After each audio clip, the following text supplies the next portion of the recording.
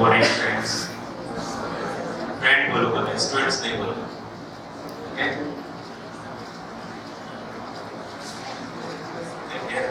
आवाज आ रही है आपको क्लास में? नहीं आ रही? अब ओके।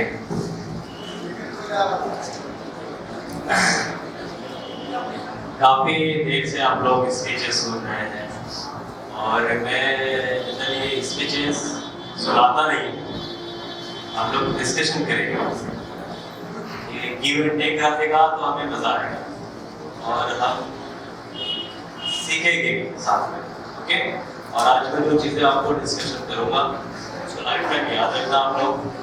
सर ने मुझे बोला है कि मिक्स फैकल्टीज बच्चे हैं यहाँ पर, मिक्स सब्जेक्ट्स हैं, ये कोई फिजिक्स केमिस्ट्री मैथ्स है, कोई फिजिक्स केमिस्ट्री बायोलॉजी है और मीडियम का मिक्स है, कोई इंग्लिश मीडियम से है, कोई उर्दू मीडियम से है। तो मैं जनरली अब हिंदी ही यूज़ करूँगा, शायद सब लोग अंडरस्टैंड कर पाएंगे। Okay, NEET national eligibility cum entrance test जो हम लोग इसके बारे में डिस्कशन करना चाह रहे हैं। सबसे पहले मुझे ये बताएं कि नीट का एग्जाम हम किस लिए देते हैं? तो ये क्या सर सिली क्वेश्चंस कर रहे हो? पहले तो चीज याद रखिए, कोई क्वेश्चन सिली नहीं होता है। बताएं, कोई बता सकता है स्टूडेंट्स मुझे कि नीट के एग्जाम क्यों देते हैं हम लोग? Yes, to become a doctors. ये सर मुझे एक डॉक्टर बनना है, इसलिए मैं एक एंट्रेंस एग्जाम दे रही हूँ जो नेशनल लेवल पे होता है। यस, तो अब मुझे ये बताइए कौन सा डॉक्टर है? ऐसा कोई है या फिर सर मुझे वेटरनरी डॉक्टर बनना है? एक या दो केसेस हो सकते हैं, या कोई सर मुझे एमबीबीएस, मैं लालची नहीं हूँ सर, एमबीबीएस नहीं चाहिए, ऐसा कोई है क्या? हाँ नहीं, सबको एमबीबीएस चाहिए? ऐसे कितने लोग हैं? राइज योर हैंड कि सर मुझे एमबीबीएस चाहिए। ओके, मैक्सिमम स्टूडेंट्स चाह रहे हैं कि मुझे एमबीबीएस चाहिए, है कि बनना है तो भाई एमबीबीएस करना है, वरना मुझे नहीं करना है, ऐसा कुछ स्टूडेंट्स की सोच होती है। अब ये बताएं, अब मुझे एमबीबीएस चाहिए, कोई चीज मुझे चाहिए, तो मुझे उसके बारे में कितना पता है ये हमको मालूम होना चाहिए। अब जितने लोगों ने हाथ खड़े किए, कहा था कि हमें एमबीबीएस चाहिए, मुझे बताएं कि तो आपको पता है कि मध्य प्रदेश में कितने एमबीबीएस कॉलेज हैं? कितने लोगों को पता है? पता है? नहीं। कितने गवर्नमेंट मेडिकल कॉलेज हैं? पता है? कितना नहीं है, सिर्फ पता है सर 5 है, 6 है, 8 है। हाँ, नियरेस्ट मेडिकल कॉलेज कौन सा है तुम्हारे बुरहानपुर से? खंडवा। खंडवा है। अब मुझे बताइए लास्ट ईयर फाइनल राउंड का कट ऑफ कितना है खंडवा का? और ओपन कैटेगरी हो गई 32।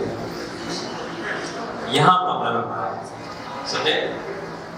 मुझे चाहिए तो सही एमबीबीएस, बट मुझे कुछ पता ही नहीं है, जिस चीज के बारे में पता ही नहीं है तो वो कैसे मिलेगा? अब मैं ये नहीं बोल रहा हूँ कि पूरे इंडिया के कॉलेज का लिस्ट निकालो और उसके बारे में ये पता करो इन्वायरमेंट कैसा है, कॉलेज कितने स्पेस कितना है, प्ले ग्राउंड है या नहीं है। मैं ये नहीं चाह रहा, एटलीस्ट आपको इतना तो पता हो कि उस कॉलेज का लास्ट ईयर कट ऑफ कितना है, अब मुझे कितना चाहिए। एक टारगेट तो सेट हो, उसके बाद सारी बातें होंगी। सबसे पहले हम लोगों को टारगेट सेट करना पड़ेगा कि मुझे इस कॉलेज में इतने मार्क्स लेकर इस क्लास में बैठना है, तब जाके आपकी बॉडी उसके अकॉर्डिंग काम करेगी। अदरवाइज आप इस सपने को सपना ही समझे। जितने लोग यहाँ आए हैं, मुझे शायद एक या दो केस हो सकते हैं जिसने ऑलरेडी सेट करके रखा होगा कि सर मुझे इस कॉलेज में, इस सिटी में एमबीबीएस करना है, तो फिर हम कैसे कर पाएंगे? हमारा ब्रेन जो है, मैं मेडिकल डॉक्टर हूँ तो मुझे पता है कि ब्रेन कैसे वर्क करता है, और मैं इस बात को नहीं मानता हूँ कि किसी के ब्रेन बहुत शार्प होता है, किसी के ब्रेन बहुत डर होता है या फिर बहुत कमजोर होता है। ईश्वर ने हम सबको कैसे बनाया है, बट आप हम लोग कितना इसको यूज कर रहे हैं उसके लिए। चलो एग्जांपल देता हूँ आपको, एग्जांपल दो। बोर हो गया ना, बताना, टॉपिक चेंज करें, फिल्मों वाली बातें करें। मैं कोई चीज बोलूंगा, 3-4 चीजें, वो आपको इमेजिन करनी है, ओके? और फिर हम उसके बाद पूछेंगे कि क्या इमेजिन किया। सबसे पहले कोई फ्लावर इमेजिन करो, ये कोई फर्नीचर इमेजिन करो, ये कोई फिंगर उठाओ, सेलेक्ट करो कोई फिंगर, ये कोई कलर इमेजिन करो, करिए। सभी लोगों ने किया? तो इसमें से 70% आप लोगों ने जो फ्लावर सिलेक्ट किया होगा वो रोज किया होगा। यस? फर्नीचर में चेयर या फिर सोफा किया होगा। यस? 70% आप लोग, है ना? और जो लोगों ने फिंगर उठाया, सिलेक्ट किया होगा, वो ये वाला होगा, है ना? और जो कलर मैंने पूछा था वो रेड कलर ज्यादा लोगों को, 70% होगा। तो हमारा दिमाग जो है तकरीबन सेम ही सोच रहा है, कोई अलग नहीं, समझे? ये हमारी मेंटालिटी होती है, और हमारा ब्रेन उसके अकॉर्डिंग काम करेगा जो हम सोच रहे हैं। अमेरिका में एक रिसर्च हुआ था क्रिमिनल्स पर, कि जो रिसर्चर्स होते हैं वो अलग अलग लोगों पे रिसर्च करते हैं। वो क्रिमिनल था, उसको फांसी की सजा दी गई थी कि उसने किसी का मर्डर किया था। तो जब उसको मारना था तो हैकिंग पे डालना ही है, उसको फांसी देना ही है। तो रिसर्चर्स ने मुझसे रिक्वेस्ट किया कि भाई हमारे के रिसर्च में आप पार्टिसिपेट कीजिए, क्योंकि आपको तो बनना ही है। तो उसको बोला गया कि आपको एक कोबरा स्नेक से कटवाया जाएगा। सांप जो होता है ना, कोबरा पता है ना, पॉइजनस होता है, न्यूरोटॉक्सिक पॉइजन, और आपकी डेथ हो जाएगी। तो आपको उससे कम दर्द होगा जब आपको फांसी पे लटकाया जाए। तो आपकी क्या चॉइस रहेगी? सोचा चलो ठीक है, फिर मरना तो है, तो क्यों ना सांप के काटने से मर जाते हैं। तो उसने परमिशन दिया कि मैं करूँ। तो जब उसका वो डेट आई और उसको बताया गया, सामने एक बहुत बड़ा कोबरा स्नेक लाया गया, तो आंखों में पट्टी बांध दी गई, बोला कि ये सांप तुझे काटेगा और तेरी डेथ हो जाएगी। जब उसकी पट्टी बांध दिए और उसके चेयर पे बैठा दिए, और वो रिसर्चर्स ने क्या किया, सिंपल से 2 नीडल लिए और उसके पैर पे बाइट किया। कोबरा बाइट नहीं किया,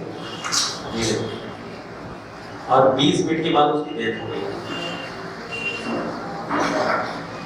उसको क्या लगा, जैसे ही बाइट किया मतलब भाई हो गया था, है ना? और 20 मिनट में उसकी डेथ हो गई।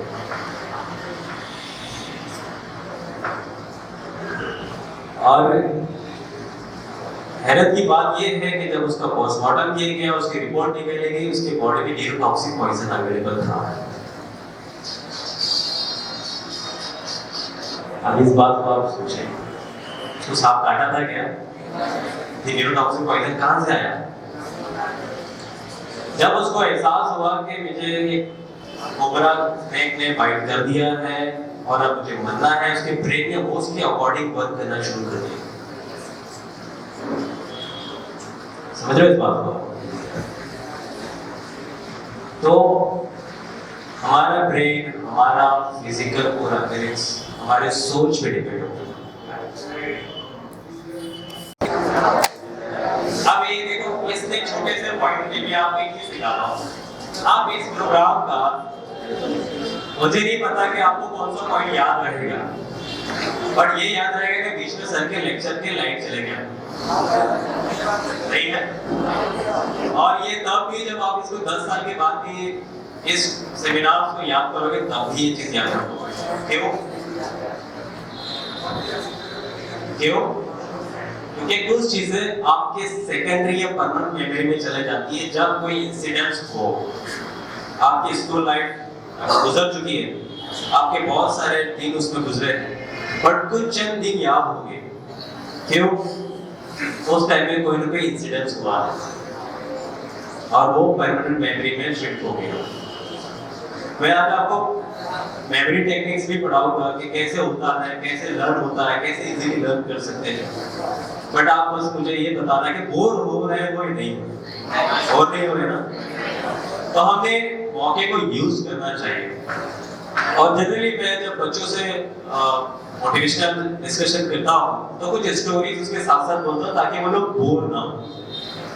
हमारा बड़ा ही विचित्र कैरेक्टर है, इसको लेकर हमको जल्दी से अगर बोरनेस लगता है, अरे यार ये सता रहा है, तो मैं ऐसे बच्चों को वैसे नहीं होने देता हूँ, क्योंकि मेरे लिए यहाँ से लेके लास्ट तक इम्पोर्टेंट, हर एक स्टूडेंट इम्पोर्टेंट। मेरी क्लास में भी ये चीज़ मैं ध्यान रखता हूँ। मैं वो सामने के बैठे 10 लोगों के लिए पढ़ाने नहीं आया, मेरे लिए वो लास्ट में बैठे 3 लोग भी इम्पोर्टेंट है। ये चीज़ मैं ध्यान रखता हूँ हमेशा। और मेरी क्लास में बहुत अवेयर रहना होता है। मैं बोर्ड पे पढ़ा रहा हूँ तो मिटा देता हूँ, पूछता हूँ लास्ट वाले से क्या लिखा था बता। इतना अटेंशन के साथ बैठना पड़ेगा, अगर नहीं लिया तो बता देता हूँ। तो आप तो देखोगे आगे अगर क्लास में बैठते हो मेरे तो पता चलेगा आपको। तो हमने बात हम कर रहे थे कि मौके को हमने यूज करना चाहिए, अदरवाइज भी लास्ट में हम क्या बोलते हैं, काश मैं ये कर लेता, राइट? बोलते हो ना, अरे यार काश मैं 10th में पढ़ लेता ना तो मेरा 90 अबाव या 90 के आसपास आ जाता, काश मैं ये कर लेता, काश आज के बाद यहाँ से जाने के बाद ये वर्ड अपने डिक्शनरी से निकाल दो। मैंने काश वाला वर्ड अपने ब्रेन के डिक्शनरी से स्किप कर देंगे, आप निकाल देंगे, गायब कर देंगे। ओके, इसके लिए एक स्टोरी बताओ, इंटरेस्टेड हो? ओके, नीट तो चलता रहेगा, नीट को आपको 2 साल पढ़ना है। कारपेंटर क्या होता है पता है? कारपेंटर जो लकड़ी का काम करता है। और यूएस में कुछ ऐसी जगह भी है जहाँ पर लकड़ी के घर होते हैं, हमारे कश्मीर वगैरह में भी होते हैं, जहाँ पे बर्फ गिरती है वहाँ पर आपने देखा होगा कि इस शेप में लकड़ी के घर होते हैं और वो घर बनाते हैं कारपेंटर से। तो एक कारपेंटर होता है जो एक कंपनी में काम करता है, वो कारपेंटर 30 साल अपने बॉस को सर्विस देता है और एक दिन उसके ऑफिस में जाके बोलता है कि सर मैं क्विट करना चाहूँगा, क्योंकि मैंने 30 साल काम किया है, मैंने इतना अर्निंग कर लिया कि आप मेरी लाइफ में आराम से बैठ के जी सकता हूँ मेरे फैमिली के साथ, अब मुझे फैमिली को टाइम देना है। तो वो उसका बॉस उसको बोलता है कि आपने मेरे यहाँ पास 30 साल सर्विस दी है, मुझे पता है, और बहुत अच्छी सर्विस दी है, बट एक लास्ट प्रोजेक्ट है, प्लीज वो कर दीजिए। वो बोला नहीं नहीं मैं नहीं करूँगा। बहुत ज़्यादा बोलने के बाद भी वो उस तरह से हाँ बोलता है जिस तरह से सरप्राइजिंगली आकर टीचर बोले क्लास में आज टेस्ट होगी और जो एक्सप्रेशन आपके होते हैं नहीं तो नहीं बोल सकते, लेकिन देना होता है तो वो कैसे देते हो आपको खुद को पता है, क्योंकि मैं भी सरप्राइज टेस्ट कभी कभी देता हूँ और वो चेक करने का मजा ही कुछ और है ना। तो वो वाला मैं ये इसलिए बोला क्योंकि उस लेवल पे जाओगे वो वाला हाँ बोला है उसने कि ठीक है कर दूंगा, आप इतना फोर्स कर रहे हो तो अब उसको 1 महीने का टाइम दिया है उसके बॉस ने कि घर को कंप्लीट करो और आप जा सकते हो, कोई प्रॉब्लम नहीं। तो जब उसने बिना इंटरेस्ट के हाँ बोला है तो वो काम कैसे करेगा, बहुत एक्स्ट्राऑर्डिनरी करेगा या बस ऐसे ही कर देगा? ऐसे ही करेगा ना, ऐसे ही करेगा या एक्स्ट्राऑर्डिनरी करेगा? ऐसे ही करेगा, बस उसको कंप्लीट करके देना है। तो उसने शुरू किया उसका बनाना, बस लकड़ी भी ऐसे ही यूज किया, कोई फिनिशिंग नहीं। उसको बड़े वाला घर बोला तो उसे बनाने के लिए, तो बस बना दिया, कोई प्रॉपर फर्नीचर नहीं, कोई अलमारी प्रॉपर्ली नहीं, कोई डोर अच्छा नहीं, कोई विंडोज अच्छी नहीं, बस ऐसे बना के कंप्लीट करके फाइनली 1 मंथ में वो कंप्लीट करके वो देने के लिए तैयार होता है। और वो घर के बाहर कंप्लीट करके लॉक लगा के घर के बाहर खड़ा होता है। उसका बॉस कार से आता है और उसके बॉस को बोलता है, ये नहीं सर कि ये आपका लास्ट प्रोजेक्ट जो कंप्लीट कर दिया, आप मैं जानना चाहता हूँ। तो वो दोनों घर के बाहर खड़े होते हैं और उसके बॉस के हाथ में की होती है। उसका वो जाने लगता है, तो उसका बॉस को आवाज देता है कि इधर आओ। ये की उसके हाथ में वापस देता है कि ये की रखो, आपने मेरे पास 30 साल सर्विस दी हो, उसका ये गिफ्ट है कि आपको घर में गिफ्ट दे रहा हूँ। और वो शॉक हो जाता है, अरे यार ये मेरा घर बन रहा था, अरे काश मुझे पता होता कि ये मेरे को फ्री में मिल रहा है घर, तो मैं कितना बेस्ट क्वालिटी की लकड़ी यूज करता, कितना ज्यादा फिनिशिंग में करता। तो वो क्या बोलता है, काश। ये चीज हमारे लाइफ में भी आती है रिजल्ट के बाद, है ना। इस स्टोरी से क्या लर्न किए हो कि हमारे लाइफ में जो वक्त मिलता है, जो टाइम मिलता है, उसको हमें यूज करना चाहिए और बाद में हमको काश ना कहना पड़े। ठीक है, तो क्या नहीं कहना है हमको रिजल्ट के बाद, काश। आज के बाद काश वाला वर्ड हमारे डिक्शनरी से साइड हो गया। ओके, क्यों और किस लिए ये सब चीजें करना? एक्चुअली क्या होता है ना, हम लोग पढ़ाई करते हैं, पढ़ाई करने की कोशिश भी करते हैं, लेकिन कुछ प्रॉब्लम्स हमारे सामने हैं जो हमको पढ़ाई करनी नहीं होती। डिस्ट्रक्शन वाली चीजें हमारे पास बहुत सारी होती हैं। आज के न्यू जनरेशन में, जब मैं 11-12 था, जब एंड्रॉइड नहीं आया था, आया नहीं था मतलब मैं बहुत पुराना नहीं हूँ, मतलब 2009 की बात कर रहा हूँ। तो उस टाइम में एंड्रॉइड नहीं था और हमको हर एक प्रॉब्लम्स पूछने के लिए क्लास जाना पड़ता था, सर से पूछने के लिए, sir please solve this question, और वो उसको बड़ी मुश्किल से सॉल्व करके देता था क्योंकि क्लास का टाइम हो चुका है। लेकिन अब हमारे पास एंड्रॉइड मोबाइल है। ये अच्छी बात है या बुरी बात है? अच्छी बात है, यस सर, नो। और बुरी बात वाले कितने लोग हैं? एक। अच्छी बात वाले बाकी सारे लोग, ये मैं अज्यूम कर सकता हूँ। बीच वाले में रहते हैं कुछ, हाँ, जिधर जिधर हमको दिखा के ज्यादा दिख रहा है उधर दोनों हाथ चलते होंगे। तो क्या होता है, आज मैंने जितने भी स्टूडेंट्स देखे हैं और मेंटलिटी उनकी जिनकी है और उनके फेल्यूर का जो रीजन मुझे समझ में आया सबसे ज्यादा रहा आज के जमाने में मोबाइल, जबकि ये हमारे लिए पॉजिटिव वे में था, इसको नेगेटिव यूज किया। जितने डिस्ट्रैक्टिव चीजें हैं, सबसे पहले उसको साइड करना पड़ेगी। जिसमें सबसे प्राइमरी आता है मोबाइल। मोबाइल में यूज करना मना नहीं कर रहा हूँ, बट अननेसेसरी कंटेंट निकाल दो अपने मोबाइल से। सबसे पहले जब मैं नीट की प्रिपरेशन कर रहा हूँ तो ऐसे ऐप को साइड कर दे या निकाल दे, मोबाइल से अनइंस्टॉल कर दे, जैसे टिकटॉक वगैरह से। टिकटॉकर्स हो गए इसके अंदर है, बनाते भी हो गए। इंडिया का जब टिकटॉक कहाँ का है पता है क्या? ये किसने इन्वेंट किया? चाइना, है ना। तो चाइना ने इन्वेंट किया और चाइना का जो इन्वेंटर है इसका, उसने कहा कि ये मैंने इसलिए बनाया था इसको कि टाइम पास हो। हमारे पास बड़े टाइम पास वाले लोग हैं, जिसको नीट की प्रिपरेशन करनी है वो अपने आज ही अपने मोबाइल से टिकटॉक इंस्टॉल करें, जो बहुत बड़ी चैलेंजिंग चीज है। सर मेरे इतने फॉलोअर्स, सर मेरा स्टार्टअप, सर मेरे को इतने लोग लाइक करते हैं, है ना। लाइक से बात याद आई, सोसाइटी में सबसे रिस्पेक्टेड जॉब कौन से? हाँ, डॉक्टर।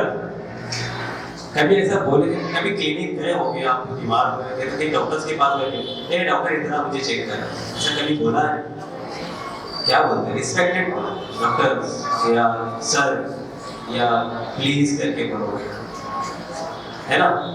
तो वो टिकटॉक वाले की रिस्पेक्ट मिलेगी कि डॉक्टर की रिस्पेक्ट? डॉक्टर्स को मिलेगी, टिकटॉकर्स में तो फंसते हैं लोग, है ना। Temporary startup, life time star बनना है ना। मैं बोलता हूँ सोसाइटी के दो सबसे इम्पोर्टेंट जॉब है और जो बहुत रिस्पेक्टेड है, एक डॉक्टर्स और सेकंड टीचर्स। ये दोनों रिस्पेक्टेड जॉब, और अगर डॉक्टर टीचर बन जाए तो और ज्यादा टेंशन, क्योंकि उसको दोनों चीजें कवर करनी है। हमारे केस में वैसे ही है ना। हमारे पेरेंट्स जाते हैं टीचर्स के पास, कभी उससे डिसरिस्पेक्ट से बात की क्या, या हमने कभी डिसरिस्पेक्ट से बात की क्या? ये टीचर्स हमारा लाइफ मेकर होता है, वो हमारी जिंदगी बनाता है। डॉक्टर्स लाइफ सेवर होता है, वो लाइफ को बचाता है ना। तो हम क्यों ना ऐसे लाइफ सेविंग फील्ड में जाए जिससे दुनिया रिस्पेक्ट से देखे और उसको उसकी वो सारी क्वालिटीज को यूज करे। ये बंदा है, ये डॉक्टर्स है जो सोसाइटी के लिए बेनिफिट के लिए है, समझे। तो ये चीज याद रखें कि मुझे डॉक्टर बनना है, और बनना ऐसा नहीं है कि बनना है, दो लोग तरीके होते हैं। डॉक्टर बनना है और डॉक्टर ही बनना है, दोनों में सिर्फ डिफरेंस क्या है? ही का, है ना। तो जो डॉक्टर बनने वाले लोग हैं उसमें से 100 में से 2 या 3 डॉक्टर बन पाता है, और डॉक्टर ही बनने वालों में से 100 में से 70% डॉक्टर बनते हैं। तो इससे क्या होता है कि मुझे स्ट्रांगली बनना है, मेरे को यही बनना, खुद से चैलेंज करना। इंसान खुद को धोखा नहीं दे सकता, किसी को भी धोखा देते हैं, झूठ बोलते हैं, गलत मार्क्स बोलते हैं, गलत ये सारी चीजें बोलते हैं, झूठ बोलते हैं, पेरेंट्स को झूठ बोलते हैं, गलत मार्कशीट बनाते हैं, लेकिन उसको पता होता है कि मेरा मार्कशीट क्या है, सही ना। बट खुद को धोखा नहीं दे सकते। तो हमें सबसे पहले खुद को क्लियर करना है, डिस्ट्रैक्शन वाली चीजों को बाहर निकालना है जो हमें पढ़ाई नहीं करने दे रहे। ओके, तो आपकी मैंने एग्जांपल दिया से टिकटॉक। अब आप जाने कि मुझे क्या ऐसी चीज है कि जो मुझे पढ़ने नहीं देती, वो चीज को साइड करें। दूसरी मेन इंपॉर्टेंस है नींद। नींद बहुत आती है। एक मेरे पास स्टूडेंट आया, बोले सर मैं जैसे ही बुक्स खोलता मुझे नींद आती है, मैंने आधा घंटा पढ़ाई किया, उसके बाद ऐसे मुझे भारी भारी लगने लगती है। ये पढ़ता सब मुझे भारी भारी आने लगती है, मैं क्या बोलूँ। और उसके एग्जाम को मुश्किल से 20-25 दिन बचे। मैंने उसकी एक बात बोली कि ये चीज करो, और वो स्टूडेंट्स ने टॉप कर लिया था उस एग्जाम में। मैंने उसको कुछ ज्यादा वर्ड नहीं बोला, मैंने इतना ही बोला था कि जो आपको नींद आ रही है इसका ये प्रूफ है कि आप पढ़ाई कर रहे हो। फिल्म देखते हो तो कभी देखे, फिल्म देखते देखते सो गए थिएटर में, नहीं होता है। अच्छी फिल्म आई है, बहुत अच्छी फिल्म चल रही है, नहीं होता, क्योंकि वहां पे एंटरटेन हो रहा है तुम्हारा ब्रेन, कोई लर्निंग नहीं की। यहाँ पे आपको मनवाना है ब्रेन को और करवाना है, तो ब्रेन बहुत तेजी चीज है। हमारे पास बहुत सारे एक्सक्यूजेस भी रहते हैं। थर्ड चीज है एक्सक्यूजेस को साइड करें। कॉलेज है, सुबह 10 बजे कॉलेज गए, 5 बजे घर आए, उसके बाद कहाँ पढ़ेंगे? जनरली ये टाइम रहता है ना, 11 to 5 कॉलेज टाइम। तो 11 to 5 अगर आपका एनर्जी कैसे रहता है? बहुत स्ट्रांगली रहते होगे, एनर्जेटिक रहते होगे। 5 बजे आप घर आए हो और बिल्कुल ऐसे नाश्ते में जा रहे हो और बोलो क्या काम है, मैं करती हूँ, मैं ये करता हूँ, ऐसा होता है क्या? नहीं होता है ना। जाके क्या करते हो? बैग रखे, फ्रेश हुए कि बैग दिखता है, कहाँ सोना है, जहाँ जगह मिले वहाँ सो जाए। क्यों? क्योंकि सर एनर्जी खत्म हो गई है ना, एनर्जी खत्म हो गई। साइंस का ये मानना है एनर्जी कभी खत्म नहीं होगी। प्रूफ दो, प्रूफ चाहिए? भाई हम प्रूफ से बात करते हैं, हवाई बातें नहीं चाहिए। अगर मैं अगर सुबह जल्दी उठकर क्लास गया, क्लास से फिर कॉलेज गया, कॉलेज से 5 बजे फिर वापस आया, पूरा दिन भर काम करे, 5 बजे फिर क्लास हुई, 7-8 बज गए और वापस घर गया। तो आप इमेजिन करो कि मेरा हाल क्या होगा। इमेजिनेशन पावर ज़्यादा चाहिए स्टूडेंट्स का। इमेजिन कर पा रहे हो? और मैं घर में एंटर हो गया, मेरा घर भी देख लियो, एंटर हुआ और मैं बैठ पे गया और मेरे बैग रख के मैं क्या करूँगा? सबसे पहले सो जाऊँ, है ना। तो मैं वैसे ही लेटा और मेरा मोबाइल में एक कॉल आया, मैं कॉल रिसीव किया और उसने कहा कि सर आपकी 2 करोड़ की लॉटरी लगी है। तो मैं अच्छा ठीक है सोने दे, ऐसा बोलूँगा क्या होगा? नींद आएगी क्या? अभी तो आप बोल रहे थे एनर्जी खत्म हो गई। तो एनर्जी कभी खत्म नहीं है, यहाँ पर ऐसा कुछ मैंने ये सोच लिया अगर कि मेरी एनर्जी खत्म हो गई, हो क्या करो?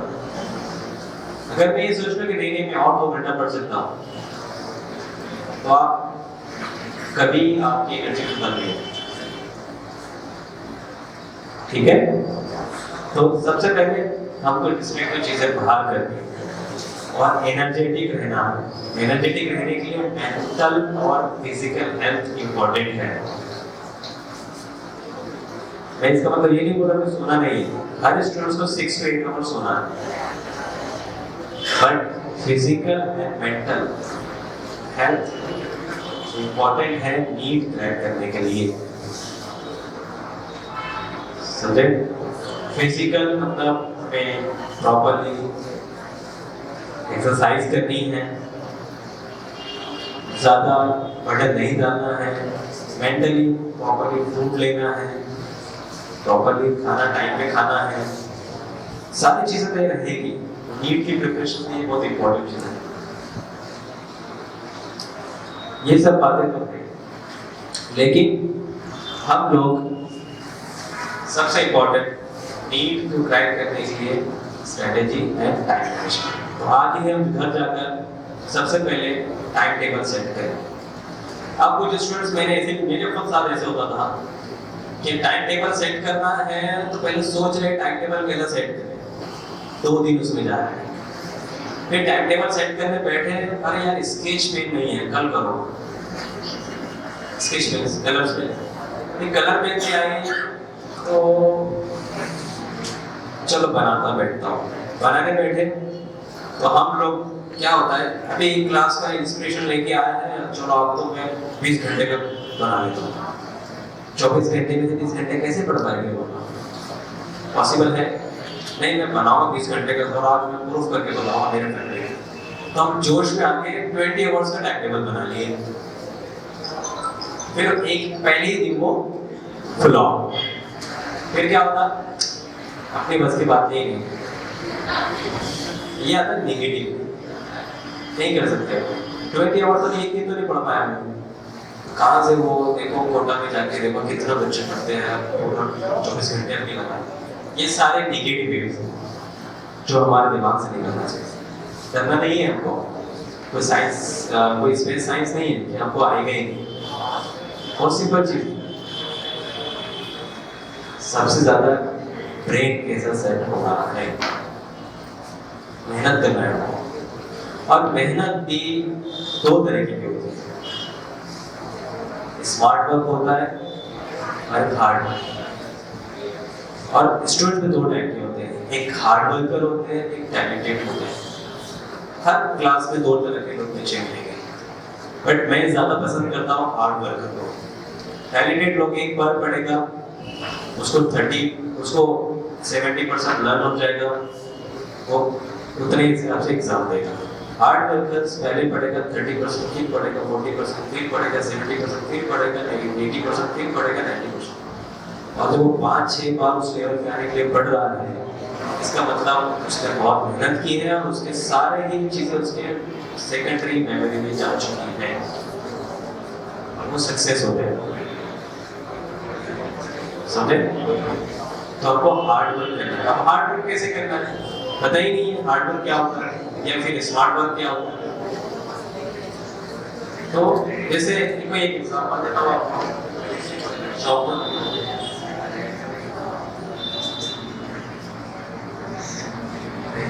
ये है मेरे पास।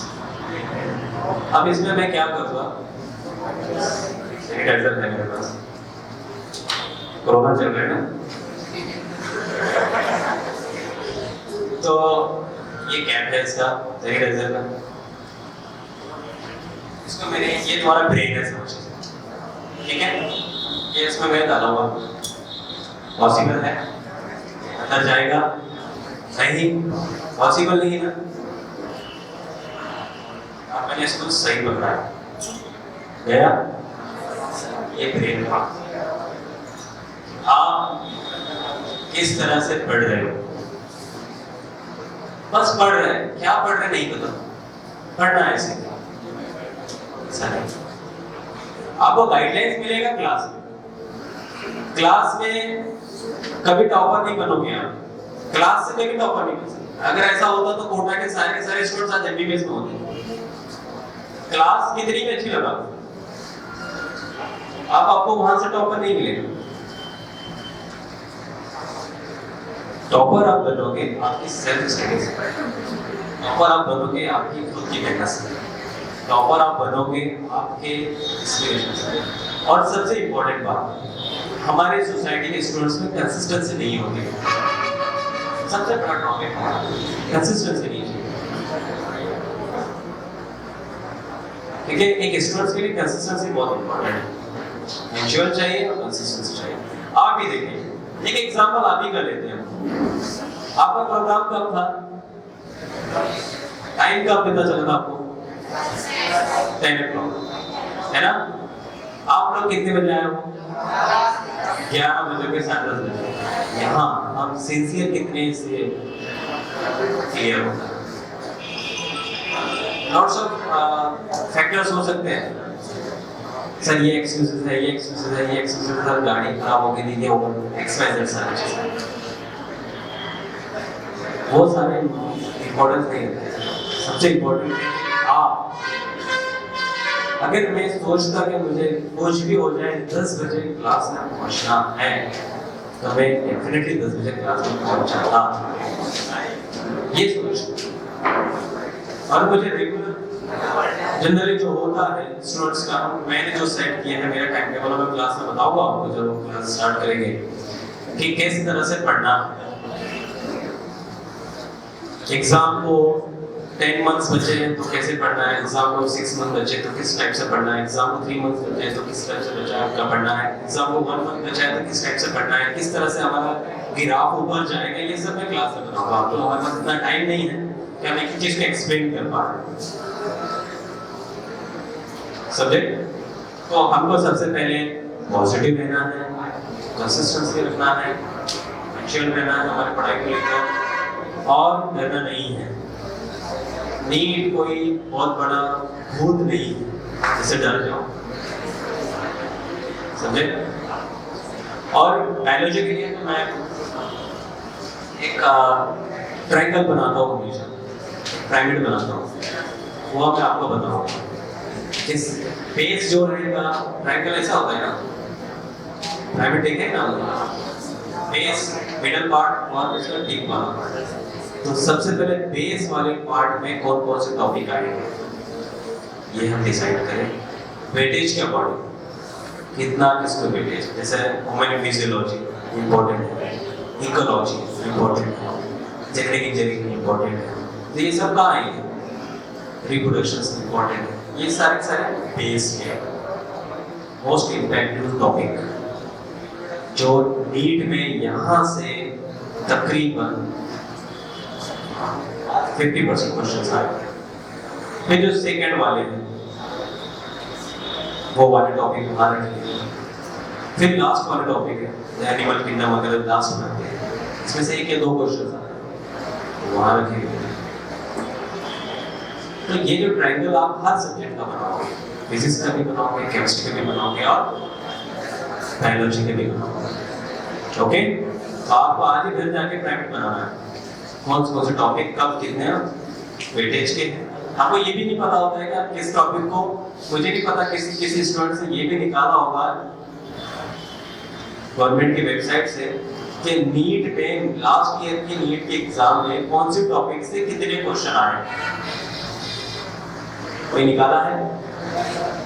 क्लासेस की बात नहीं कर रहा हूँ, तो सेल्फ निकाले, क्लासेस से तो मिल जाए। जैसे ह्यूमन फिजियोलॉजी से लास्ट ईयर 14 क्वेश्चन आए।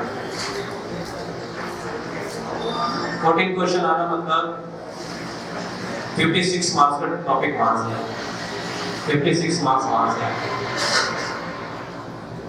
समझे? पहले तो हमें डिसाइड करना है कि लास्ट ईयर का कितना कट ऑफ हुआ है। ओपन के लिए जनरली जो हुआ है 550 से लेकर 570 के बीच में कट ऑफ हुआ है ओपन कैटेगरी। एम्स में जाना है तो 600 को क्रॉस करना है। आपको पता नहीं है कि एमबीबीएस या मध्य प्रदेश में भी एम्स है, पता है? कहाँ है? भोपाल में एम्स है। कितने लोगों ने सोचा कि मैं उस कॉलेज में जाके पढ़ूंगा या पढ़ूंगी? नहीं। तो ब्रेन कैसे काम करेगा? एक टारगेट सेट करना, बड़ा टारगेट सेट करना। ऐसे नहीं कि हमको भाई यहाँ के जो आसपास के कॉलेज है, बीएमएस कॉलेज है, बीएमएस कॉलेज है, पीडीएस कॉलेज है, यहाँ चले जाना है बस। हाँ, पर इंटरेस्ट है तो जा सकते हैं। अगर मुझे इंटरेस्ट है कि मुझे पीडीएस ही करना है, मुझे एक अच्छा डेंटिस्ट बनना है, प्लीज आप जाओ, कोई प्रॉब्लम नहीं। मैं जब क्लास स्टार्ट करता हूँ, मेडिकल के स्टूडेंट्स हो या डेंटल के स्टूडेंट्स हो, तो पूछता हूँ कि मैं क्यों आया हूँ यहाँ पर, उसको पता ही नहीं। सर होते हैं मार्क्स मिले थे, कुछ नहीं मिल रहा था, ये ले लिया। ऐसे स्टूडेंट्स नहीं कर पाएंगे कुछ, प्री प्लान चाहिए, समझे? और अगर मेहनत करते रहे तो उसको सब कुछ अच्छा ही मिलेगा। और सबसे पहली बात, हम ये दिमाग से निकाल दें कि मुझे नीट को रिपीट करना है। पहली सोच लिया हम लोगों ने 12th में ही, 11th में आपको तो 2 महीने की थोड़ी पढ़ाई होती है नीट की, रिपीट करेंगे तब मार्क्स मिलते हैं। ऐसे स्टूडेंट्स को कभी भी क्रैश कोर्स में या फिर 12th के साथ की नीट देने में मार्क्स नहीं मिलना है, उसकी क्वालिफाई होने की भी प्रॉब्लम्स हैं। लास्ट ईयर इतना इजी पेपर आने के बाद भी क्वालिफाई पहले रखा था गवर्नमेंट ने 132 मार्क्स ओपन कैटेगरी, उससे पहले रखा था 145 मार्क्स, वो कम करके 132 आया। फिर भी मेरिट लिस्ट बहुत कम जा रहा था। फिर लास्ट में गवर्नमेंट ने मेडिकल और डेंटल के लिए 107 कर दिया, 107 क्वालिफाई मार्क्स। नीट में आप क्वालिफाई हो 107 ओपन कैटेगरी के लिए, ओबीसी एनटी एसटी के लिए 91 हो गया। 720 में से 91 मार्क्स नहीं ले पा रहे स्टूडेंट्स।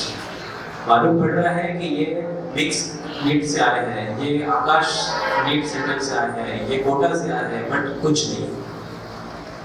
रीजन ये है कि पता ही नहीं है कि इतना बड़ा है क्या पढ़ना है।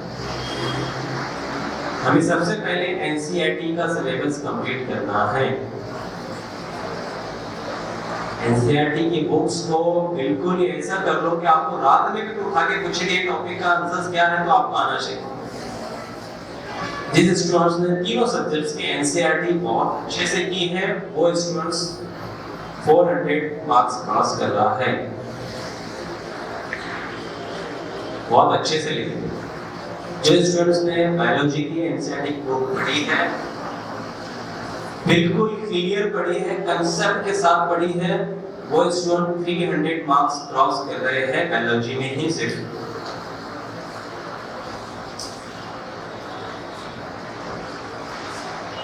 लेकिन आप लोग पढ़ेंगे तो तब ना, हम लोग एनसीईआरटी छोड़ के दूसरी बुक्स पढ़ रहे हैं। पेपर पूरा एनसीईआरटी से फोकस हो, पूरा पेपर एनसीईआरटी से आया और लास्ट ईयर तक आप पेपर निकाल के देख लें 90% क्वेश्चंस लास्ट उससे पहले 25 इयर्स नीट या सीईटी से जो आए उसी के क्वेश्चंस हैं। ये चीज याद रखो 70 to 90% जो पेपर आता है नीट का वो प्रीवियस एग्जाम से आता है। प्रीवियस 30 इयर्स के क्वेश्चंस की बुक्स मिलती है, हम वो आपको प्रोवाइड भी करेंगे क्लास में सॉल्व करके। उसमें से 70 to 90% पेपर आएगा। वैल्यू चेंज कर सकते हैं फिजिक्स केमिस्ट्री की, क्योंकि बायोलॉजी तो तकरीबन सेम जैसे ही रहता है। तो आपको सबसे पहले क्या करना है एचएसओ के लिए, एनसीईआरटी की सारी बुक्स को क्लीन करना है, बिल्कुल पढ़ना है। ऐसा पढ़ देना है कि आपको कोई भी क्वेश्चंस की साइड से भी पूछे कोई तो आपको आना चाहिए। स्पेशली बायोलॉजी की आपको डायग्राम्स की लेबलिंग, डायग्राम पूरा स्ट्रक्चर, पूरा क्लासिफिकेशंस, हर एक चीज का नाम आपको लर्न होना चाहिए। और जब हम भी हमारे क्लास में जब मैं पढ़ाऊंगा आपको बायोलॉजी तो इसी लेवल पे पढ़ाऊंगा। जैसे आपको ह्यूमन फिजियोलॉजी में बॉडी फ्लूइड एंड सर्कुलेशन का टॉपिक है, पढ़े होगे ना, उसका ब्लड आया होगा है ना, ब्लड का आपने कंपोजिशन पढ़ा होगा, पढ़ा है? तो ऐसे कंपोज किया उसको, ब्लड को प्लाज्मा में और ब्लड कार्पस में लिए, ब्लड कार्पस को फिर डिवाइडेड किए आरबीसी डब्ल्यूबीसी और प्लेटलेट्स में, है ना। डब्ल्यूबीसी सर कैसे पहचानोगे डब्ल्यूबीसी को? उसके स्ट्रक्चर से, है ना। कैसा स्ट्रक्चर है? बाइकल स्ट्रक्चर है ना। देखिए हो, कभी देखे हो डायग्राम में? नहीं, आरबीसी का स्ट्रक्चर देखे हो? देखे होगे ना। जैसे डब्ल्यूबीसी का आपने नेट्रोफिल्स, बेसोफिल्स, इओसिनोफिल्स का स्ट्रक्चर देखा होगा, मल्टी लूप, एस शेप, है ना, मोनोसाइट्स देखा है ना। ऐसे ही मैं जब पढ़ाऊंगा रेगुलर बैच को, क्रैश कोर्स को भी, तो आपके ही बॉडी का डब्ल्यूबीसी में आपको बताऊं, आरबीसी आपको बताऊं, क्लास के अंदर ही माइक्रोस्कोप के अंदर। हम आरबीसी पढ़ रहे हैं ना बुक में, क्या प्रूफ है कि मेरा आरबीसी ऐसा है? चलो माइक्रोस्कोप के अंदर देखो तो आरबीसी कैसे दिखता है। हम कोशिश करें पूरा बेसिक बनाने की। मैं बोन पढ़ा रहा हूँ आपको तो बोन्स लेके आऊंगा साथ में, ये बोन्स पढ़ रहा है, स्केल पढ़ रहे हैं, स्केल साथ में लेके आऊंगा। डरना नहीं है, मैं जादू तोड़ने वाला इंसान नहीं हूँ। स्केल भी लेके आया, हड्डियां भी रख रहा हूँ साथ में, सब पढ़ना है। देख के पढ़ेंगे तो आपको समझ में आएगा ना। समझे? ब्लड प्रेशर पढ़ रहे हैं, ब्लड प्रेशर मेजर करते नहीं आता, पल्स देखते नहीं आता, आप प्रैक्टिकली बताएंगे हम लोग, ये देखो ऐसा देखो। और ये पूरा सिलेबस पीडीएस हो या एमबीबीएस हो, फर्स्ट ईयर का ही। एमबीबीएस में कितने सब्जेक्ट होते हैं फर्स्ट ईयर में, पता है किसी को? यही नहीं पता है एमबीबीएस में 3 सब्जेक्ट्स होते हैं, physics, physiology, anatomy and biochemistry. Physiology, anatomy and biochemistry. Physiology में आपको जो ह्यूमन फिजियोलॉजी है उसको बस इतना है कि ब्रॉड फॉर्म में पढ़ना है। यहाँ पे आपको सिर्फ इसका इंट्रोडक्टरी पार्ट है। एनाटॉमी में आपको स्ट्रक्चरली स्टडी करना है पूरी बॉडी। मुन्ना भाई एमबीबीएस फिल्म देखी हो ना, उसमें जो एक बॉडी मिलती है, कैडेवर जिसको बोलते हैं हम लोग, देखे हो? वो उसके चक्कर आके गिर जाता है, वो याद आ रहा ना? ये बातें जल्दी याद है। तो वो बॉडी आपको डिसेक्शन के लिए मिलती है एमबीबीएस फर्स्ट ईयर में। कल ही हम लोगों ने गुरु गोविंद सिंह डेंटल कॉलेज को मैंने ही बॉडी प्रोवाइड की है। आपके यहाँ है ना डेंटल कॉलेज, वहाँ भी बॉडी आई है। आपको विजिटिंग के लिए जाओगे वहाँ पर, चलो देखो कैसे डिसेक्शन होता है, क्या होता है। तो हम लोग आपको एक ऐसा बना के भेजना चाह रहे हैं यहाँ से कि आपको एमबीबीएस हो या पीडीएस हो या कोई भी मेडिकल में फील्ड हो, आपको वहाँ पर ऐसा नया ना लगे। आपको ऑलरेडी बहुत सारे प्रैक्टिकल्स आप कर चुके हो, बहुत सारी चीजें आप देख चुके हो। ये हमारी कोशिश रहेगी, ठीक है। और नीट के लिए पहले एनसीईआरटी पढ़ना है और टेस्ट लेने हैं, खुद के टेस्ट लेने हैं। इंसान सबसे अच्छा खुद से टेस्ट दे सकता है कि मुझे कितना आ रहा है। मैंने पूरा एनसीईआरटी के टॉपिक पढ़ लिया, जैसे मैंने बताया बॉडी फ्लूइड एंड सर्कुलेशन मैंने पूरा पढ़ लिया, ब्लड के बारे में पढ़ लिया और हार्ट के बारे में पढ़ लिया। हार्ट के चेंबर कितने रहते हैं, हार्ट का फंक्शंस कितने रहते हैं, हार्ट के डिसऑर्डर्स कितने रहते हैं, सारी चीजें मैंने पढ़ ली। बट मैं उसके कितने क्वेश्चन सॉल्व कर पा रहा हूँ, फिर नहीं कर पाया तो क्या क्या प्रॉब्लम्स है, किस तरह से मैंने गलत किया उसके क्लियर करें। ये सब चीजें आपको करना पड़ेगा, समझे। और जिद बना लिया, अगर अपने खुद से बात करना सीखो। मिरर में खुद से बात करना। जब मैं स्टूडेंट था तब मैं खुद से बात करता था, पागल नहीं बोलना उसको। वो खुद से बात करने वाला जो बंदा रहता है वो बहुत अचीवर्स रहता है। आप इंस्पिरेशन बनाओ किसी को, सबसे ज्यादा अपने पेरेंट्स को इंस्पिरेशन बना सकते हैं कि मेरा एमबीबीएस में एडमिशन लेने के बाद मेरे पेरेंट्स को सबसे ज्यादा अच्छा लगेगा। जो एमबीबीएस में एडमिशन होने के बाद आपके फैमिली के वो लोगों को भी आपके पेरेंट्स फोन करेंगे जिनसे कभी जिंदगी में कभी मिले नहीं हो, उनको भी बोलेंगे मेरे बेटे आए, मेरे बेटे के एमबीबीएस में एडमिशन हुआ है, करेंगे। और वही बच्चा एमबीबीएस में जाने के बाद अगर फर्स्ट ईयर में फेल हो जाए तो जिन लोगों से कभी मिले नहीं, कभी बात नहीं की, उनके भी फोन आएंगे क्या हुआ तुम्हारे लड़के का या लड़की का, जबकि उनको पता होता है कि हमारे बेटे ने बड़ा गलत कर दिया। तो ये प्राउड फील भी अब आपके पेरेंट्स को खुद दिलवा सकते हैं और नीचे भी आप खुद ही दिलवा। तो 2 दिन तो रोगे, 2 दिन क्या करोगे, फेल हो गया या नीट क्वालिफाई नहीं किया कर पाए या नीट क्रैक नहीं कर पाए तो 2 दिन क्या करोगे, आप लोग व्हाट्सएप से रिमूव हो जाओगे, सारे ग्रुप से रिमूव हो जाओगे, फेसबुक अनइंस्टॉल कर लोगे, 2 दिन के लिए सेट लिखोगे, फिर तीसरे दिन वैसे ही वापस ऑनलाइन, वापस सारी चीज़ें। लेकिन पेरेंट्स को वो पूरा साल उस बात की वजह से बुरा लगता है। तो आप टारगेट बनाएं उसको, नीट में एमबीबीएस मेरा टारगेट है, ये सबसे इम्पोर्टेंट। एक स्टोरी सुन लो, फिर मैं बात जल्दी खत्म करूँगा क्योंकि बहुत टाइम हो गया है। बोर तो नहीं हुई ना? क्या है, एक जिम कैरी करके एक हॉलीवुड एक्टर है, सुने? जिम कैरी, शायद आप लोगों ने इसकी फेमस फिल्म देखी होगी द मास, है ना? वो जिम कैरी हॉलीवुड एक्टर, इसकी स्टोरी बड़ी इंस्पिरेशनल है। जिम कैरी है 1962 में पैदा हुआ अमेरिका में और वो 1990 तक बेरोजगार था, यानी 28 ईयर तक वो बेरोजगार था। मतलब वो पुअर फैमिली से और वो वैन में रहती थी उसकी पूरी फैमिली। यानी हमारे यहाँ तो अमीर होने के बाद गाड़ी आती है, वहाँ गरीब जो रहते हैं वो गाड़ी में रहते हैं। तो एक छोटी सी कार जैसी जो रहती है उसमें रहते थे वो लोग, पूरा फैमिली।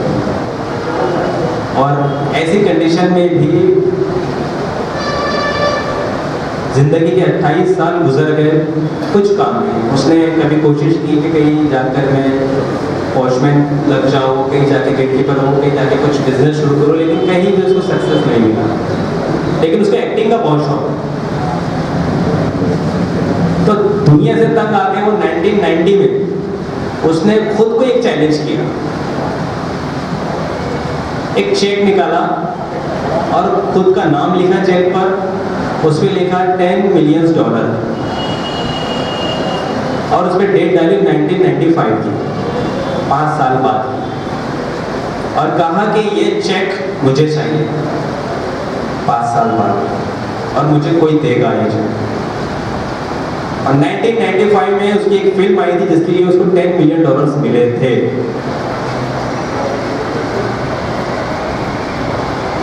तो उसका ऐसे ही मिल गया। और जब उसके बायोग्राफी में लिखता है कि मैं रोज निकलता घर से, उसको चेक को देखता और बोलता आई वांट दिस, मुझे ये चाहिए, और निकल जाता। फिर रात में थक के आता, फिर वो चेक देखता, नहीं बोलता ये चाहिए, फिर एनर्जी आता। तब जाके वो आज सक्सेसफुल हॉलीवुड एक्टर्स में उसका नाम आता है। तो हम क्यों नहीं कर सकते? हम क्यों नहीं देख सकते एमबीबीएस को? हम क्यों नहीं देख सकते मेडिकल कॉलेज को? हम क्यों नहीं सपना कर सकते एम्स का? अरे सपने देखने के लिए थोड़ी कोई पैसे लगते हैं, लेकिन उसको पूरा करने के लिए आपको इतनी मेहनत करना पड़ेगी। मेहनत के बिना कुछ नहीं हो सकता, और जो लोग मेहनत करना जानते हैं उसको सब कुछ मिलता है। और उसके बाद भी नहीं मिला तो ये चीज़ याद रखो कि जो ईश्वर को देना है वो तो देगा ही मुझे, उससे बेटर देगा। हुसैन बोल्ट करके रनिंग करता है, पता है आपको? एथलेटिक है हुसैन बोल्ट, जमैका का है, साउथ अफ्रीका, सुने हैं? वर्ल्ड रिकॉर्ड है उसके बाद। उसने 10 सेकंड से पहले 100 मीटर दौड़ गया। वो बोलता है कि मैंने लाइफ में सिर्फ 20 सेकंड दौड़ा हूँ, 20 सेकंड में $20 मिलियन कमा लिए थे। 20 सेकंड में करोड़पति बन गया था वो। 1 सेकंड में लाखों रुपए कमाए उसने। 20 सेकंड में करोड़पति कैसे बन सकता? वो बोलता है कि मैंने ये 20 सेकंड के लिए लाइफ के 30 साल स्ट्रगल किए, उसके बाद मेरे 20 सेकंड में मैंने 100 मीटर और 200 मीटर की रेस जीती, और ओलंपिक के 5 गोल्ड मेडल है उसके पास। तो जो 20 साल की मेहनत थी वो 20 सेकंड में आई। तो हम लोगों को 2 साल की मेहनत उस नीट के एग्जाम में निकालनी है। जो हो गया आज तक वो हो गया, पिछला आप ना सोचे कि मुझे ये रह गया, मेरा ये प्रॉब्लम था, इसमें ये हो गया। जहाँ से जाके वहाँ से सवेरा, और पूछते रहे। देखिए मैं पहले ही बोला था जब स्पीच स्टार्ट किया था कि कोई क्वेश्चन सिली नहीं होता। दुनिया का सबसे बड़ा रोग क्या कहेंगे लोग, और हम लोग इसी में मरते रहते हैं। अरे मेरा बाजू वाला हंस देगा, मेरे क्लासमेट क्या सोचेंगे, मेरे पेरेंट्स क्या सोचेंगे। कंसेप्ट नहीं आता है तो नहीं आता है, नहीं आना गलत थोड़ी है, लेकिन नहीं आने के बाद भी कुछ नहीं करना वो गलत है। बात समझ रही है? नहीं आता से कोई प्रॉब्लम नहीं। फिजिक्स नहीं आता है तो नहीं आता है, मैं सीखूंगा। क्लास किस लिए लगाई? केमिस्ट्री नहीं आता तो नहीं आता तो सीखूंगा। क्लास किस लिए लगाई? बायोलॉजी नहीं आता तो नहीं आता, उसमें कोई बड़ी वाली बात नहीं है। लेकिन नहीं आता है तब भी नहीं आ रहा है, जब सीख भी नहीं रहे हो तो वही गलत बात है। आपको सीखना है। देखिए मैं बोलता हूँ स्टूडेंट्स के कभी 2 दिन एक जैसे नहीं होना चाहिए। आज मैं जिस मेरा नॉलेज जिस लेवल पर है, एक स्टूडेंट का नॉलेज जिस लेवल पर है, उसी लेवल पर कल भी है तो वो स्टूडेंट नहीं हो सकता कभी। हर दिन उसके अंदर कुछ ना कुछ इंक्रीमेंट होना चाहिए, तब वो स्टूडेंट है किसी भी चीज़ में। अगर वो स्टूडेंट है तो उसके 2 दिन एक जैसे नहीं गुजरेंगे कभी। बात समझ में आ रही है? तो बाकी बातें तो मैं आपको क्लास में जब आप लोग आओगे तब कंटिन्यूसली सारी चीज़ें बताते रहूँगा। एक चीज़ याद रखें, अब तक जो हो गया वो हो गया, और जो लाइफ में जो होता है वो अच्छे के लिए होता है। समझ गए? आज यहाँ आए हो, दूसरे फ्रेंड नहीं आए हैं, उनका लिए वो अच्छा होगा, हमारे लिए ये अच्छा है। इसलिए ईश्वर ने हमको बनाया ऐसे ही, तो वो उसके अकॉर्डिंग चलाता है हमको। ज़्यादा देर एक छोटी स्टोरी सुनाओ कि बैठ जाओ? सुना दो बस ना, फिर 2 मिनट से। एक बादशाह रहता है, उसको शिकार का शौक होता है। तो और उसका एक पीए होता है या उसका एक असिस्टेंट होता है, उसके साथ लेके जाता है वो। उसके फौज कहीं और बिजी रहती है तो बोलते हैं चलो हम 2 लोग जाएंगे आज, उनको मैंने दूसरे काम के लिए लगा दिया। और वो जंगल में शिकार के लिए जाते हैं। जंगल में शिकार के लिए जाते हैं तो उनको एक जानवर दिखता है जिसको उनको शिकार करना होता है, तो वो उसके पीछे दौड़ते हैं। दौड़ते दौड़ते वो काफ़ी अंदर तक चले जाते हैं जंगल में। और जंगल में आपको पता है उस किन टाइप के लोग रहते हैं, याद आ रहा है ना? इमेजिन कर रहे हो? तो भाई इमेजिन करो स्टोरी को तो मजा आएगा। एक राजा, उसका असिस्टेंट और एक जंगल में चला गया, जंगल दिख गया, इमेजिन हो गया। फिर जंगल के बहुत अंदर जाने के बाद उसको घेर लिया किन लोगों ने? जंगली लोगों ने। वो याद करो उनकी बॉडी में पत्ते लगे हैं और वो उनका सॉन्ग है ना। अब उनको थोड़ी मालूम ये कौन है। तो उन्होंने क्या किया,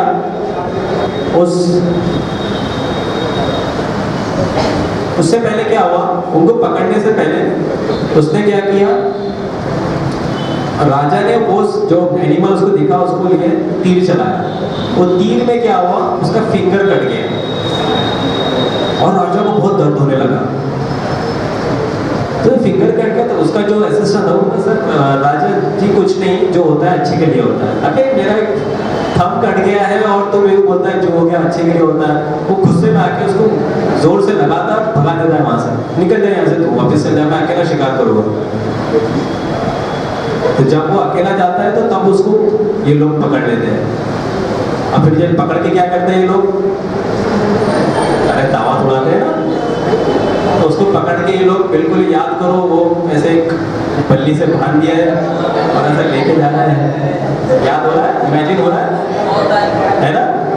और फिर उनका जो सरदार है उसके पास लाके सर्व किए कि देखिए हमने एक नया पकड़ाया आज।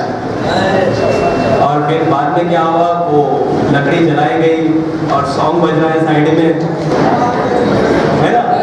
और राजा टेंशन में कि आप मेरी तो मौत है।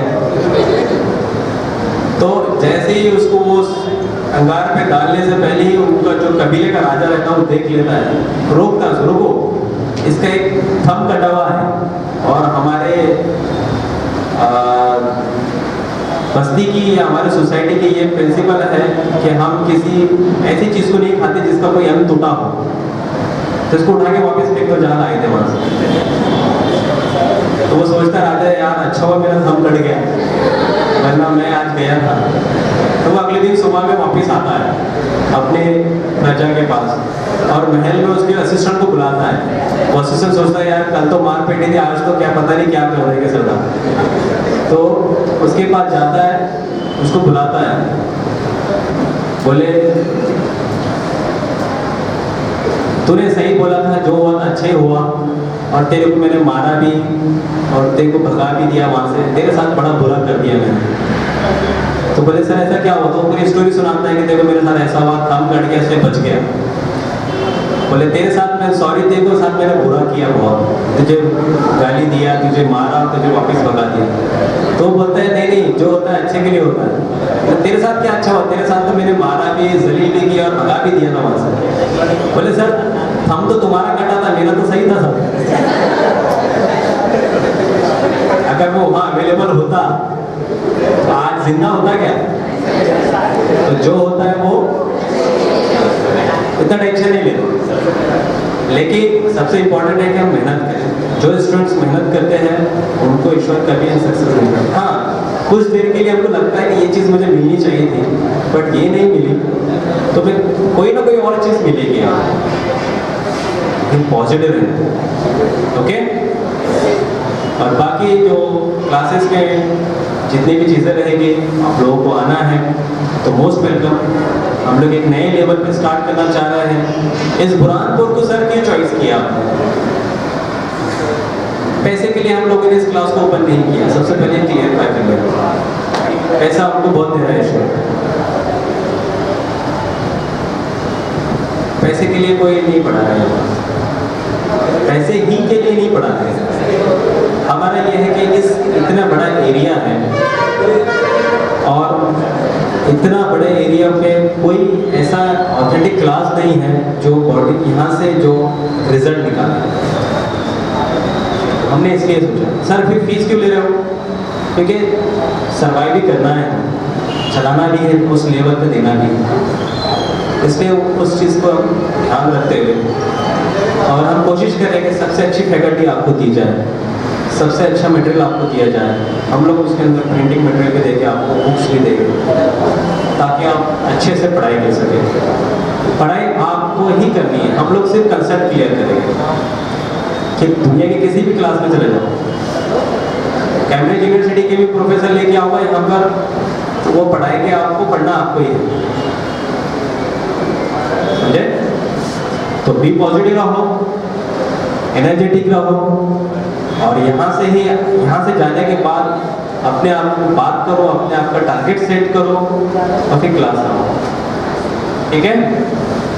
बाकी बातें बाद में करेंगे क्योंकि टाइम काफ़ी कम बचा है हमारा। ओके, कोई हाँ, किसी को कोई क्वेश्चन है तो पूछ सकते हैं 5 मिनट के अंदर।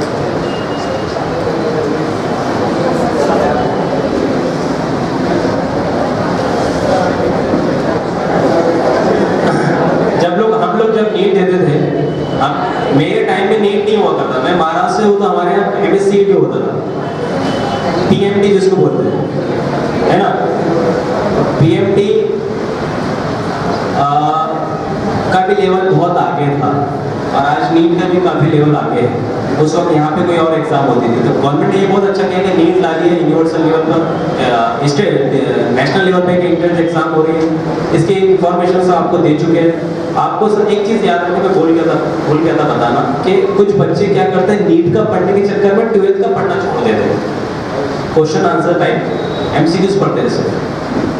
बहुत सारे स्टूडेंट्स मेरे पास आए लास्ट ईयर कि सर हमारे को नीट में 250 मार्क्स है, 300 मार्क्स है, 350 मार्क्स है, बट हाँ हमारा जो परसेंटेज है 12th का वो PCB या PCM का, नीट के लिए तो PCB लगेगा, वो बिलो 50% है। तो ऐसे स्टूडेंट्स अटेंड नहीं कर सकते, रहो, याद रखिए इस बात को। आप वहाँ पे 550 मार्क्स भी ले आए बट आप 50% से लो है आपका परसेंटेज PCB का, आप अटेंड ही नहीं कर पाओगे राउंड में। ओपन कैटेगरी, कोई OBC या फिर NT-ST है उनका 40%। तो ये चीज़ को याद रखें। कई बच्चे टैलेंटेड बच्चों को ये प्रॉब्लम आया, फिर बाद में उनको डबल से 12th के लिए प्रिपरेशन करना पड़ रही है। तो ये चीज़ को भी याद रखें आपको कि हमको 12th नहीं पढ़ना, ठीक है? और टाइम वेस्ट बिल्कुल नहीं करना है, टाइम वेस्टिंग चीज़ों को बाइकाट करनी है, ठीक है? लाइफ बहुत छोटी है और 30 साल के बाद तो आपको पढ़ने के लिए टाइम ही नहीं मिलेगा। तो 30 साल के अंदर जितना पढ़ सकते हैं, अभी आप 18-19 के आसपास हो गए या कोई स्टूडेंट 17 होगा, ये 10 साल है आपके पास पढ़ने के लिए। बाद में लाइफ टाइम पढ़ सकते हैं, वो मसला नहीं है, लेकिन आपको जिस टाइम में जो पढ़ना है वो पढ़ना ही है, अदरवाइज आपके रेस में आप बहुत पीछे रह जाओगे और आपसे लोग बहुत आगे चले जाएंगे।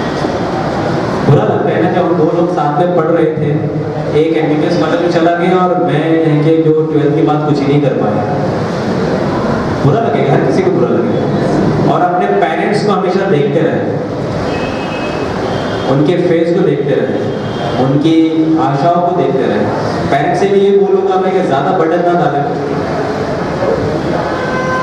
दोनों एक दूसरे की रिस्पेक्ट करें, दोनों एक दूसरे की फीलिंग की रिस्पेक्ट करें, समझे? इसके साथ मैं अपनी बात खत्म करता हूँ। कोई क्वेश्चन रहे तो आप प्रोग्राम के बाद भी पूछ सकते हैं।